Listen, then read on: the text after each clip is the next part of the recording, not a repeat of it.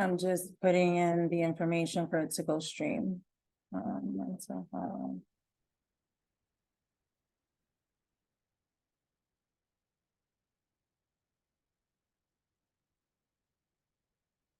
Okay. So it's about to, I'll tell you when it's about to go live, it's preparing.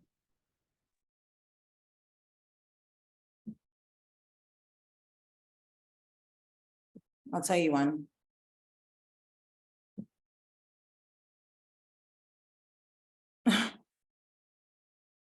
What is it doing? What? It went live last night. Why? No, it's telling me meeting is now streaming live or on Facebook. That's what it gives me, that message. Got it. Awesome.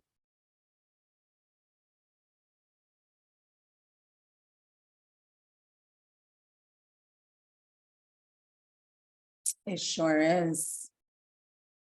All right. So I love it. We'll start in about 2 minutes. We can also share it from on there. If you see it on your personal, on your phone, I'm actually going to share it onto my page now.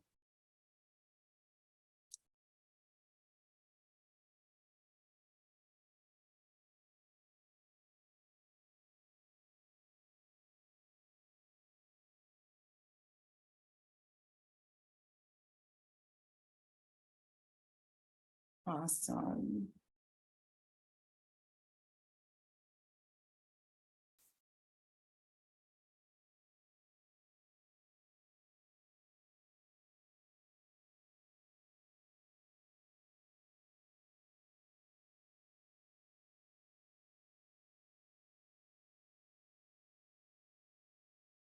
Okay. I'm excited for today. I'm excited for us to provide this information and use, the platform that we have. I see that it's already showing. I shared it. You guys shared it. Love it. All right.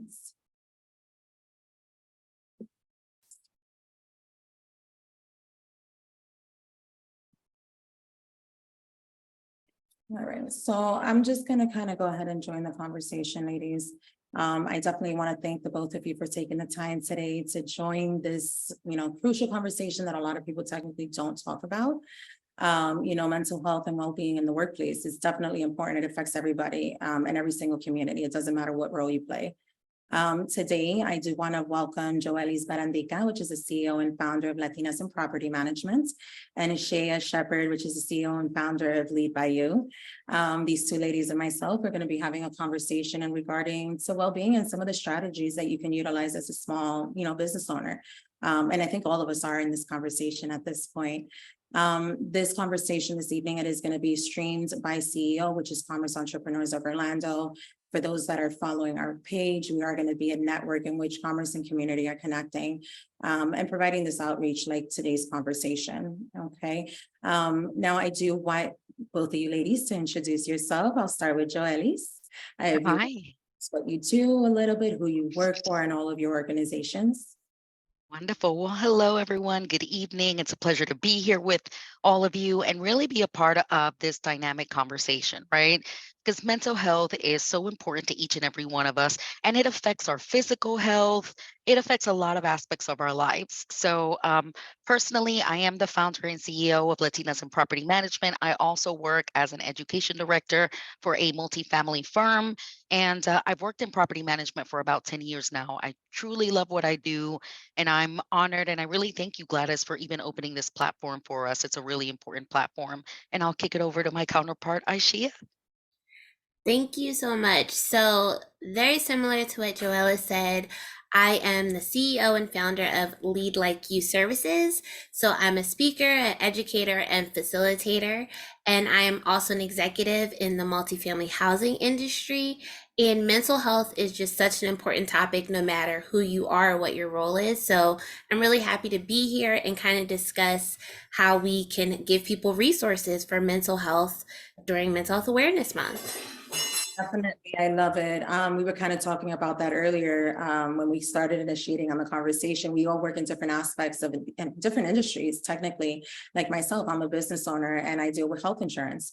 I see a different perspective of how mental health can affect individuals when it comes to coverage, when it comes to claims, when it comes to getting the proper treatment that that person needs, and they don't get the adequate, resources or information that they need to get this done. So with that, I definitely want to take off and dive straight into the conversation. I want to go over several questions and your perspective and opinions about how we can encourage small business owners to, embed mental health into their organization and into their culture. How would you technically define, and this question is going to go to you, Ms. Ishea. How would you define mental health and well-being in the context of the workplace? A lot of people think mental health, but then they don't realize that it can be implemented at the workspace as well, and that has its own denomination. Yeah, so I think especially with the generation that we're in, we are really understanding that to come to work, you have to bring your whole self. So if you are a mother, if you are a person of color, whatever your identities are, you bring those all with you into the workplace. So your mental health is also something that you bring into your role as an employee or as a business owner. And I know our generation is quickly becoming one of the fastest growing as far as like small business owners and entrepreneurship. And I think we talk so much about, how to grow your business and how to be successful, but we don't often talk about the balance that it requires to be able to be your own business owner and maintain success and all those type of things while also maintaining the person you are outside of that. So for me, mental health is so important to entrepreneurs and business owners because the same way you nurture your business and you care about that growth, you have to nurture your own mental health and be mindful of that. Thank you. And I agree with that. I mean, it's super important. People don't realize that what happens at home does happen at work, and it does translate. Our life is one and it's all connected. And we have to take care of ourselves and provide that self-care and what that means, if we become entrepreneurs, like you said. Joelis, how do you feel leaders and managers can effectively address mental health and concerns to their team members? There's this stigma, right? We don't talk about that either. Especially if we come from families of color, of culture, Hispanic, or, it's not very common that we're open to say, hey, we need help. Something is wrong, even though you don't see it, but something is happening. How can we bridge that gap as small business owners? Well, I'm glad you said that, Gladys, because in all reality, the word stigma is something that is really important when we have that mental health conversation, right?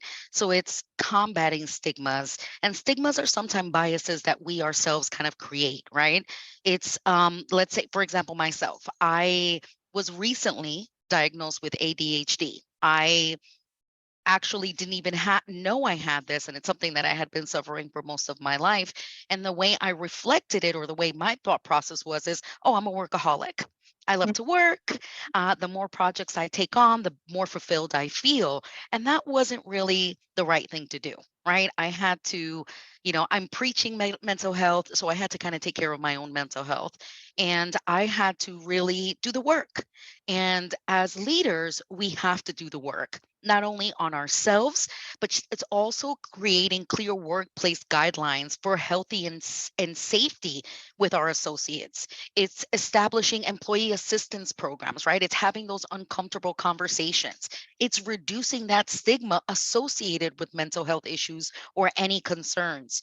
It's providing our associates and those managers and those leaders at that high level training, right? Mental health training.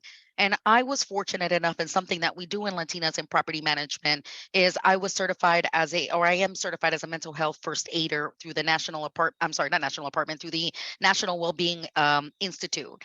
And that was something, when I took the program, that really helped me with my own personal problems. I could really open my eyes and saw that while I was preaching mental health, I wasn't really doing the work. And now I'm very happy to be a spokesperson for them. I offer this program within Latinas in property management. It's really cost effective, and it provides your managers and those leaders that mental health training in order to help those associates that are struggling, right? It helps create a positive work environment. And sometimes that means rethinking your job roles, right? And really making mental health services more accessible to everyone. I agree with that. And I think Ishea, you should kick in on this as well, because this question I think is super important. People, like I said, the stigma, the burnout, people don't talk about this, and I myself can collide with you. Like, I am a workaholic. I work extensive hours. Anybody that calls me or texts me, they know I work late hours. I'm up till late doing something. And it's, I excused it for so many years, but for me, it was like, okay, in my family, health, mental health was not spoken about. Of course. So it was like, all right, am I crazy? Is something going on? So, it kind of relates, and that does translate to the workspace. And Ishea, if you want to kick in on, on your thoughts on that. Yeah. Well, I just wanted to say, especially, I think as women of color, we all have different backgrounds. Obviously, you don't talk about mental health.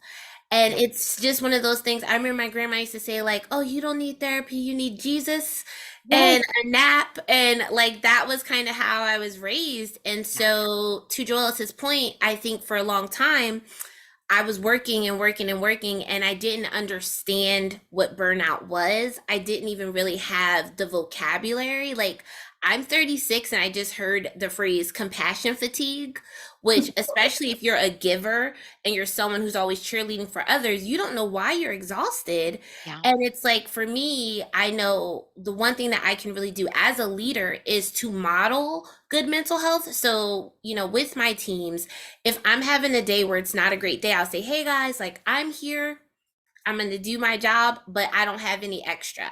And me showing them that not only is that something that I can say, but they can say it and they're not going to be penalized, has really created a safe space where even our president will come in and he'll be like, I'm here, in case of emergency, but if you don't need me,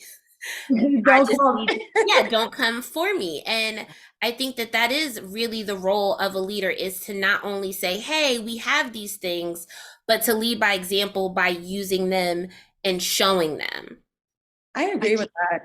Yeah, go ahead. Ishea, I love that you said that because you triggered something in me, right? So it's sometimes we think about psychological safety, right? And when we think of psychological safety, we think of a safe space where we're free to communicate. And we all want to create these safe spaces. But if you really think about it, and with years of research and all that, you really notice that about 8% of our culture and our teams are really encouraged to skillfully face these difficult situations and have these conversations. So being in that 8% that really feels comfortable and that really feels that heard, right? That's very important, being heard, because I can express to you all the things that are going wrong and how I'm feeling, but if I'm not heard and I'm not able to really express without judgment what I'm really going through, that message kind of gets lost in the sauce, like we like to say. It doesn't come through, and it becomes a volatile workplace, or you get disengagement, or you get employees that just don't want to show up for work, or start looking for other careers. And we know the pandemic has shifted so many careers. People are working from home. Nobody wants to work, go out and work and do these skillful trades anymore. It's just cause of burnout and stress, and just the way we're handling all these things. Yes, ma'am. And I agree with that. Like, the safe space is what's most important. It's providing that open door policy as a small business owner, telling them that it's okay. And at least from my perspective, because of what I do with health insurance and I deal with the actual business owners that are offering these services, the one thing I can give advice to is make sure that as a small business owner, you're offering your employees an opportunity to have a health plan that covers these services. If, for instance, they have a vigorous job or a very stressful job, make sure you're offering them something, for instance, that have gym services attached to their health insurance, or have mental health, benefits through MD Live, where they can call at any time and speak to a therapist or a psychologist, or schedule these, and they're free. Because like you said, COVID did change a lot of things. COVID changed even the health insurance industry, how it functions, because a lot of people don't want to leave their homes. A lot of people don't want to work. A lot of people are scared still, they're afraid to acknowledge that, for instance, there's some type of trauma. And, you kind of touch on the points of the consequences of not implementing mental health, awareness in your culture and your business. It is that burnout. It is that disengagement. You're going to lose productivity. You might, lose capital because your employees are not providing or working ethically because they have to compensate for other things, right? So it does affect how the culture and the ethic of your business is if you don't provide these services or even have that open door policy with your employees, right?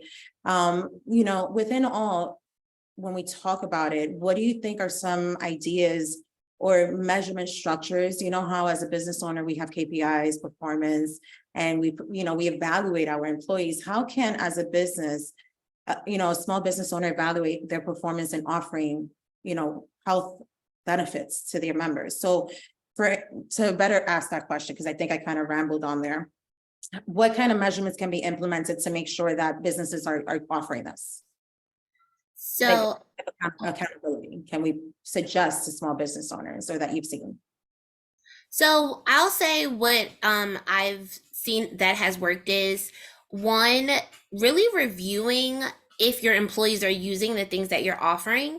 So for instance, in a lot of companies, especially small businesses, you may offer PTO, but you could get to, the last quarter and you realize that there are employees who aren't taking it. And I think as a small business owner or a leader, you do have an obligation to say to them like, hey, these are your days. We want you to have them. And even if you want to use them to lay around and watch Real Housewives, like those are your days and we want you to use them. The other thing that I think is a really important thing to implement, because people forget to do this, is remind people of the resources and the insurance plans. Because I know when we've had someone who's been with us for a really long time, you don't give them a refresher. So like we had employees pre-COVID that didn't even realize that our package included some like mental health benefits or therapy. And then COVID happened, and one of my colleagues was just like, and I've been going to therapy out of pocket. And I was like, why, girl? And she was just like, does our insurance cover it? And I said, yeah. And she's like, I've been here 8 years and I never needed to use it. So I didn't realize that. So we try to do like at least a biannual refresher, because people's life circumstances do change, and someone who may not have felt the need to use something may want to use it now. So just making sure they're aware of kind of what you do offer is really good. And also we do, and it's not expensive, but we do $100 a quarter to like mental health. So people can use it for a gym package. They can use it to get their nails done. I personally try to get some braids or hoop earrings, whatever it will cover, whatever's going to make me feel good. But little things like that really do, I think, contribute to overall like the team dynamic and the culture, and just reinforcing that the same way you're measuring profit, you're measuring employee happiness and well-being. I love that. You touch on a few points that I didn't realize I had done with some of my agents in the past. And when you just mentioned that, I was like, wait, I've done that. Wait, I did that. But yeah, opening that culture and creating that is amazing, and giving those benefits. And that's why I had mentioned, as health insurance, it's important for them to understand that the employer can offer this. And this is important because it is obviously a little bit more of an expense to the employee when you get them better insurance, but it's still thinking of the employee first, because without them, you don't have a company running, right? You're just a self-employed individual, And what do you think? Gladys, something that I wanted to touch real quick with Ishea, and something she said that I thought was so impactful, and it was reminding your associates of PTO, right? And allowing them to take that time. But it's not only allowing them to take that time and reminding them that they have it, it's being okay with them taking it. It's not making them feel guilty when they go on a vacation and say, hey, I want to disconnect for a week.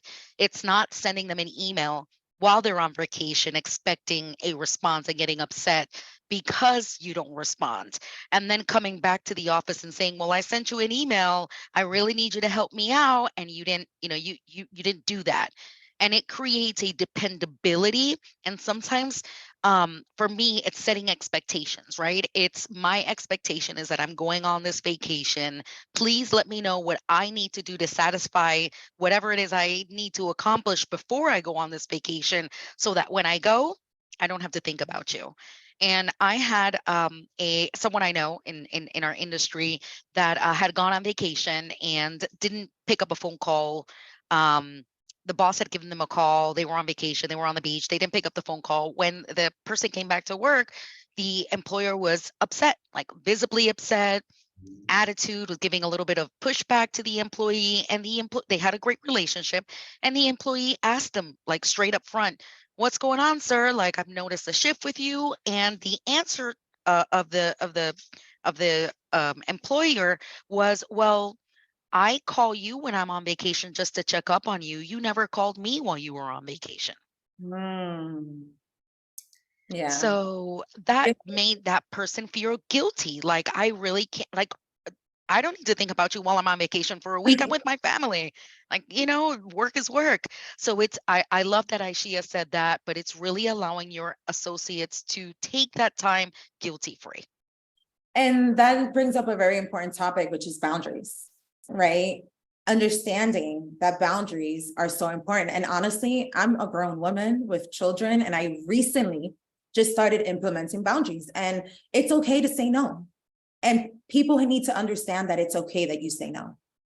Don't feel Working on bad that. for it. I've been working on it a lot this past several months. And honestly, at the beginning, it's very strange when you're a person, like you said, you don't know why you're drained, but you understand that you can't give from an empty cup. Self-care Yes. starts with you. These are some of the things that you can also help as a small business and employee do your part is work on yourself too. Focus on the fact that mental health is health. Doesn't matter how you put it, whether you see it, you don't see it, depression, anxiety, everything that people go through, personality disorders, or even in the workplace when they feel imposter syndrome. I remember experiencing that at the very beginning when I was a business owner, and even last year, a little bit after COVID, I felt like, oh my God, is it this imposter syndrome you start getting in your head as a small business owner? And that does affect performance. So I do feel that speaking and even having a business coach or a professional person that you speak to, not because there's stuff going on, but because they need to unravel what you have happening in your head, right? It's like a ball, a yard ball. It's a hot mess when you get there, and they give it back to you in a ball until you come back and they have to give it back to you, right? So it's the concept of boundaries, and that's super, super important to kind of talk about. Now, how do you feel, or what do you think are things that you can notice in an employee when they're burning out or when they're struggling? What are like certain things that you've seen or that you can highlight as a small business owner to stay, looking out for? So, for me, I think the one thing I try to notice is kind of like change in demeanor. So, and I think that for me, and I know Joelis and I've just met you, but I think we're similar. Like, we're kind of like bubbly, outgoing. So if someone is normally bubbly or outgoing and I see that they're just a little bit more withdrawn, or if we're having like a team lunch and they're not engaged, after the lunch, I'll try to like check in.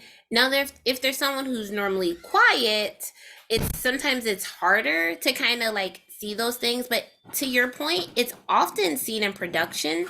Like, if someone is usually very productive and you see a really swift decline, I always like to assume innocence. So it's like, if I assume that this is truly like you're trying your best, but you can't produce how you used to, then we can have like a deeper conversation. But if, as a small business owner or a leader, I go into it like you're not doing what you're supposed to do, or you're lazy or anything like that, we won't ever really get to a productive conversation. So I think just kind of being aware. Okay, and Joelis? Love that. So for me, I think it's the feeling of exhaustion. So you start seeing that decline in productivity. Some people sometimes, like, physically, you can tell their shoulders are slumped, the chronic headaches, they're not always feeling their best. Anger or I can't even say it. When someone is irritable, my apologies, right? You can't, they become very easily irritated when you're having a simple conversation. You already get that sense, right? If they're distancing themselves from work, like you mentioned, low motivation, right? You start seeing their motivation decline, their difficulty concentrating, and even sadness. Because we work, and most of us work in an office, and we're with someone or with a group of people for about 8 hours a day. And we get to really experience their ups and downs, right? We get to know these people. They become like our work husbands, work wives, work brothers, sister, cousins, whatever you want to call it. And we get to know a little bit more of your life. So we really do get to know your emotions and how you feel every day and what your needs are every day. And I go back to dependability, because when someone isn't pulling their weight, you're depending on them to pull that weight, you start getting resentful. And that resentful leads to job burnout, right? Because now you're keeping all this frustration inside because you're not letting it out. You're not setting your expectations. You're not letting them know what's going on. And that resentfulness slowly builds, and it really causes that exhausting feeling, that sadness feeling, that I don't want to be here anymore. I'm angry. This person annoys me. So they came in late for another day they came in late. Oh, they're leaving early. And it's little things like that that start ticking us off. And that's when I'll notice that my associates are really going through some sort of burnout. Yeah, it's just having, go ahead, I'm sorry. I was just gonna say one thing I think that kind of ties to all of that, to your point and to your point, Gladys, is like if you can kind of catch it early before the resentment builds. So like one thing I always do is I start all my team meetings with like, are you at a 1 or a 10? So if someone says they're at a 10, that means that they can take on a new project. They're amazing. Like I know I have one team member, she's a single mom. So like when she doesn't have her kids for 2 weeks, she is like Wonder Woman. She's like, I can do anything. It's so like that's where she is. So that's when I assign her new projects and she can kind of take on more mental workload. And then sometimes someone will say, I'm at a 2, which is like, I can do my exact job. I'm going to show up at my desk because I'm not disrespectful, but don't give me anything new. And everyone being able to like share that has allowed for us to never have resentment, because every day I can't be a 10. That's not realistic. But if you know, for the last 4 days, Ishea was a 10 and she came in today and she was a 2, we can kind of respect that. And it does also create healthy boundaries because they're like, don't ask her to do anything new. Ishea, I love that, by the way. I I do truly too. love that. Starting with like where you at, I love that. Even with your own family members, right? We expect so much from the people we live with, that we think they're always at a 10. And we were having this conversation, the three of us, a little earlier, right before we got on the Facebook Live or the Zoom Live. We all have teenagers, right? We all have kids that are kind of growing, and we have these expectations on them. But do we really give them the voice to tell us, are you at a 1 or are you at a 10, right? And it might not be projects that you're giving them, but it could be the way you're communicating, the way you're showing appreciation, the way that sometimes if I don't want to say slam the door because that is unacceptable, but if they walk away with a little bit of an attitude, it's you being a little bit more forgiving. You know what I mean? So I really like that. I think I'm going to start implementing that in my house, Ishea. Thank you. So I will say it does work, because my daughter just came in from school and I was like, how was school? And she was like, I'm not in a place to talk about it right now, but can I come down in an hour? And like my mom, y'all don't know Brenda, but she would have been like, you speak when spoken to. But I was just like, okay, come down in an hour, because we're all people. And I think that that's like the biggest thing that we need to be mindful of. Yeah, I love that. Agree with that. The mindfulness of having that empathy for that other person, especially as a business owner. I mean, I have my company, right?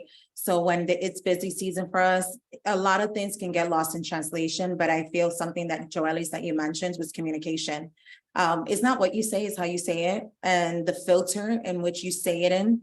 And that's how the vibe is picked up. So that's really important to also have that open communication. Like for me, I have an open line of communication with all my agents. Like I know typically what's going on because they come and talk to me. We're spending that 8-10 hours a day together, right? So essentially they spend more time with us. Like we spend more time together. I spend more time with them than I do at home. So it's very important to build those relationships, because every ship that we have, whether it's family, relationship, workship, anything like that, it's important to foster and to provide that, that platform and that opportunity. One of the things that I want to kind of ask both of you ladies to kind of end this conversation in a few minutes here is, based on how you are and the founder of your organization, what are services that you personally can offer to the community, for people to contact you to see how you can assist them regarding mental health? Ishea, you can go first.